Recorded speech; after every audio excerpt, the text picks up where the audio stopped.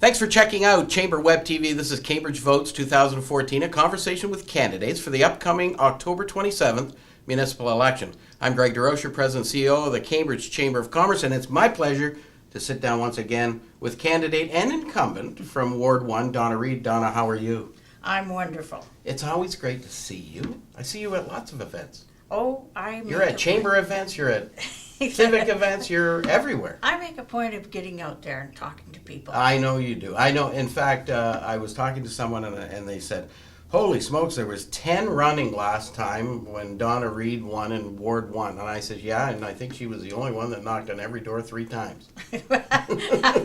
I can't quite claim that, but I did knock on a lot of doors. Yeah. And that's really important. That's what it takes. People want to hear from you directly. Yeah. Yes. Yeah. And I think it's important because it's the reason why we do these. People like to see the personality and all of those kinds of things. This is different. I ask every candidate this. This is probably the hardest question. It shouldn't be for you because you've already served a term, but it's the hardest question for some people. Why are you running? Oh, well, it's not hard to answer. That's true. And I don't think it was hard the last time. I really have a love of politics. I follow it quite closely. I was very involved in teacher politics before I got involved at this level. And it's an opportunity for you to get out there, talk to people, help people, make problems disappear. And That's a really, beauty. Yeah, and A little bit of Houdiniism there. yes, and make the city great. I mean, I love this city. I've lived here for most of my life, and I have an opportunity to give back. Yeah, exactly. That's very good. What's the biggest issue facing Cambridge and every other municipality in Ontario? Well, without a doubt, it's got to be infrastructure deficit. Mm-hmm. We've all been suffering from that, all cities across Canada, you might say. And we could go into the history, but the history isn't going to really help us. No, because we can't be looking that way when we're going that way. Exactly. So we have this infrastructure deficit, and we need to deal with it. And we have plans in order to deal with it. I think the only thing that worries me is that we get centered too much on infrastructure deficit and ignore the other things that really make a city a wonderful place to live. So, we also need to invest as well as looking after our infrastructure. So Yeah, we need to grow up as well as fix down. Exactly. So, that's the only worry I have about it, but I know, being Vice Chair of Budget, that we are looking ahead, we are planning ahead down the road as to how we're going to deal with this infrastructure deficit, and hopefully... Are you confident that we're going to be able to? Oh, I think we will. The biggest problems may be if we have an accident, a main breaks, and those types of things that we can't control, and that uses up a lot of the money that we had set aside. Keep our fingers crossed. Well, I do. What do you see as the biggest issue in Ward 1? Oh, Ward 1. It's wonderful, Ward 1. Well, when you talk about Ward 1, you have to talk about it in 3 different ways. I know. Because I think I have the most interesting ward, really. You do? Because I have Hespeler, I have parts of Preston, and I have Blair, and the farmers. Yeah. So, and a large industrial base. Yes, and all those needs are different. So I can't just say, well, here's the issue for Ward 1. I'm looking at the needs that the cores have. And so the Hespeler core and the Preston core really need revitalization. And they're coming along well. I mean, Hespeler has never been as great as it is right now. And we're planning on doing more. Our good chamber members are largely responsible for some of that, Yeah. Monty's has done a great job at inspiring growth in the downtown core. Exactly. And I think that we need to look at restoring our mill ponds. We really need to. The Hesper one desperately needs some help. We need to work there and get that fixed up along the river there so we can use it where little Riverside Park is, and so people feel comfortable going there. And we need to, if we're all possible, save the Riverside Dam. We don't know yet whether that's possible, but we certainly want to do that. I think for a segment of your ward, that's a pretty big issue. Oh, it is, and I think that if we can, You know, it's not completely in our hands. If it was No. completely in our hands, then I would say, I yeah. think I heard somebody mention, maybe it was on my interviews, that somebody had mentioned they've now revived the idea of looking at rebuilding. Yes, that's what we're trying to convince the Ministry of Natural Resources, that it's a rebuild of the dam. And they have said, no, it's a new dam. Ah. And so we're working on convincing them that it's not a new dam, it's a rebuild. So I said to somebody the other day, I said, why hasn't anybody thought of putting hydro generation on there, and maybe that would pay for it? Well, they have thought of it, but whether or not we can do that Mhm. is not. But all of these are questions that need to be answered Yeah. down the road. We don't have all answers for them today. No. But I think that. But it's not something It's that's going to important. happen tomorrow anyway, but it's. No, this but is- it's important that we start looking at that. We do have money set aside for the dam, so, Mm-hmm. you know, it's not as if we haven't been considering it, we have. Yeah, that's great. Frankly, the chamber is looking for people who have some big, bold ideas to carry us over the next 4 years, but also beyond. Mhm. What's Donna Reid's big, bold idea for the next Oh. 4 years and beyond? Well, I have been working with these wonderful folks who are wanting to have Cambridge as an age-friendly city under the World Health I'm Organization. starting to worry a little bit about that. Well, you know, the demographic tsunami is coming. Mm-hmm. I mean, by 2021, 30% of our people will be seniors. So we need to plan. 2021, did you say? Yes. That's about right. Yeah. So we need to plan for an age-friendly city. It's very exciting, I think. I do too. Because, you know, I can envision this like complete streets. We're not building complete streets yet. We need to do that where there's room for bicycles, not right next to the cars. Mhm. Where the sidewalks are wide, where the sidewalks Yeah. are smooth, where people can walk and where people then can use, the pedestrians can walk Yeah. and the cyclists can have room to move. If we have these kind of complete cities there, I think it'll be helpful for an aging community. And in my mind, if it's good for an 8-year-old and if it's good for an 80-year-old, it's going to be good for everybody. Oh, for sure. Yeah, and so I want to work on that Yeah. age-friendly city designation. No, that's very good. That's a big, bold idea. Well, I hope so. As you well know, Donna, because you were part of my discussions in council, and you and I have had some chats about this as well, that the chamber was opposed to LRT. We were largely opposed, not necessarily because of the fundamental aspect of providing public transportation, but more about we didn't believe that was the right technology, that, you know, the municipality as a whole, even with the whole region, was a little small for that type of an aggressive move right now. However, more particularly, we were very upset at the fact that we didn't see that Cambridge was ever going to get it by need, and that funding wouldn't be there, and then we were upset that we had to pay our fair share. However, that's my opportunity to let everybody know that I'm still ticked off. but I'm still smiling, and I'm still smiling because democracy prevailed, the vote was taken, and we're going to get it. Like it or lump it. How do we make the best of this? How do we do things in our community to establish a need whereby maybe this funding will come from other levels of government so that the LRT will be extended? Well, of course, we're always in the lobbying business. I don't think we ever leave the lobbying business, but I think it's an extension of what I'm talking about in the age-friendly city.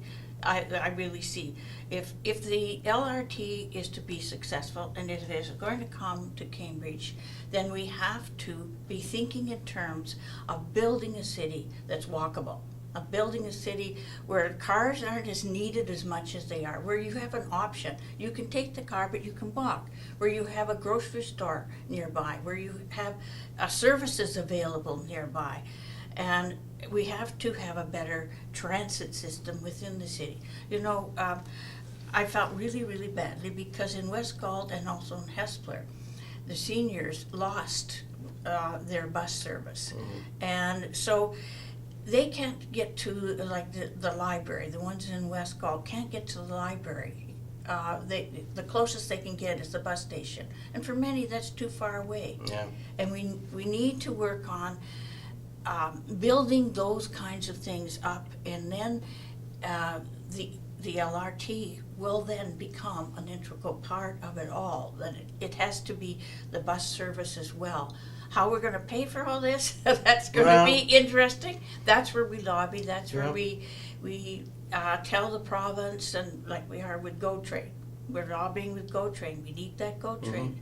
And Well, so- that was my next question. You're leading into No, it. That- well, there but we that, go. But that's synchronized, no pun intended. It's synchronized as well with LRT. Yeah. And if it ever did meet up, It would. you know, it would be probably a huge bonus. It would, and I think that, you know, if we can get the GO Train, which we should, to me it makes imminent sense to have it from Cambridge to Milton. Mhm. And if we can get that working in the next 4 years, I think that would be a big boon to our city. Yeah, and you know, that's an interesting question, because that's really my question about, you know, let's say we all support it, and let's say we get it, and it's two-way all day, because I think it really needs to be functional like that. What kind of things can we see are gonna be positive out of that for this whole city, whether you take public transportation or not? What benefit would it be? Oh, it would be a great benefit to a number of people. You know, people who don't have cars, people who no longer are driving. Then it opens up a whole avenue for them then to be a part and be active and to be into the social things. But, you know, they want to go to the theater and they don't want to drive to Toronto, but they can get Hop there, on, yeah, and much more easily. They can shop, they can, it would keep a lot of our citizens active. And I mean, we have so many shift workers now too, that, my goodness, any time I of the know. day, people want to be able to have that ability to Yeah. travel. I'm a self-proclaimed, I've never used to go, only because I'm not gonna drive to Kitchener and go a 2-hour ride in and then have to wait till 7 o'clock at night to come home.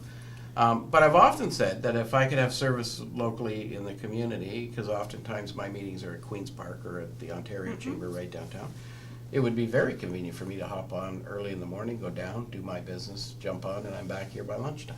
You know, that would be wonderful. It would be I'd wonderful. use it all the time. And then you could also be doing some work while you're Absolutely. Well, and I think from my perspective, that's the advantage. The advantage is, that's why I'm a big proponent of autonomous cars. I can't wait Oh, me till the cars drive themselves so that I can be more productive, because driving isn't very productive for me. Donna, Yes. where do you see Cambridge in 25 years? Well, it certainly is going to grow, and I'm hoping that we're going to be very wise in how we grow, and that we're going to make walkable cities, and that we're going to be doing the kinds of things that make it good for all of our citizens. We will become a large metropolis, I do believe, in many ways, in that there isn't that much space between where I live in Hesper and Guelph, and eventually that growth will probably fill in. We already know from Milton to Cambridge is filling in. How long that will take. With it comes all kinds of problems, but I'm hoping that we'll meet those challenges, and that we will have people who still believe in a localized government, and still believe that it's good to have somebody as your neighbor that you can talk to, that you can go to and talk over the issues that concern you. Yeah, no, I think that's absolutely. I'm really excited, Donna, about this election, and there's a reason why I'm really excited. And what's that? I'm going to be able to vote in my pajamas. Oh. I've promised everyone that follows me on Facebook that they're going to see a picture of me in my pajamas voting online. Online voting, telephone voting, you know, all the stats are in. The internet's 25 years old. It's the 21st century. My goodness, I do my banking. I do everything else online. Why can't I vote? What do you think of it? Well, I voted for it, so obviously Yeah. I think it's a good idea. I think you could go back in the records and see that, Yeah. yes, I having been on the Voters to Vote task force and trying to encourage people to get out and vote, it caused me to then delve into it more deeply and to see if there wasn't some way that we could engage the public better Yeah. than we had been doing. And I mean, it's not a total answer, but it certainly is, I think, the beginning of an answer of how we can get people to vote. Certainly, if we're looking at the younger voter, they don't have any problem with the internet. Oh, They no. will do this, and they will think that that's, in fact, Younger voter. they would wonder why in heaven's name anybody would go and vote any other way. I always know the safe bet for the weather at the end of October is generally rainy and cold. I hate getting up and going to the poll when it's rainy and cold, so I'm going to be just as happy to sit online and vote. And I'm gonna do it on October the 11th, so that when I post it on Facebook, a lot of people are going to see it and say, maybe I should go online and do that too. But remember, you got to tell those people who aren't comfortable doing that, they can still vote the same old way. They can still vote the same old way? If that's what you want to do. You The can. other thing we're doing, and I don't know whether you know this, I haven't mentioned this actually yet on any of my interviews, but we're going to put an online voting station right here at the Chamber of Commerce, so they can come into the visitor center, and if they need some instruction before they do it, we can give that to them, and they can go ahead and vote online here between October 11th and the 25th. Oh, well, that's a wonderful thing. Yeah, I Thank you, think- and I can tell that to all the people. Tell when I it to go their everybody. They can come door, right tell to our them. office on October the 11th and have a nice private room where they can go in and And they can do their voting. they can That's do their wonderful. voting. Well, I certainly hope that encourages people to vote, because I feel badly that enough people don't vote, that should be voting. And after all, it's your municipal government that's right next door to you. It's your neighbor. Yeah, It's all of these things that you have to deal with every day. Mm-hmm. It's your water, it's your roads, Yeah. it's your libraries. It's all of these things that are controlled by the municipality. So I hope people come out and vote. Yeah, I do too. Don, any last words for the voters in Ward 1? Oh, yes. Hi, Ward 1. I certainly hope that you are going to consider voting for me again. I truly have enjoyed this position. I think it's an honor to be elected as a councillor, and I would hope that you would see your way clear to vote me in again. And thanks a great deal. Ladies and gentlemen, thanks for checking out Chamber Web TV. This is Cambridge Votes 2014, a conversation with candidates for the October 27th municipal election. I'm Greg DeRocher once again from the Chamber of Commerce, and it's been an absolute delight to sit down with Donna Reid, incumbent and candidate for Ward 1. Thank you. All the best, Donna. Thank you.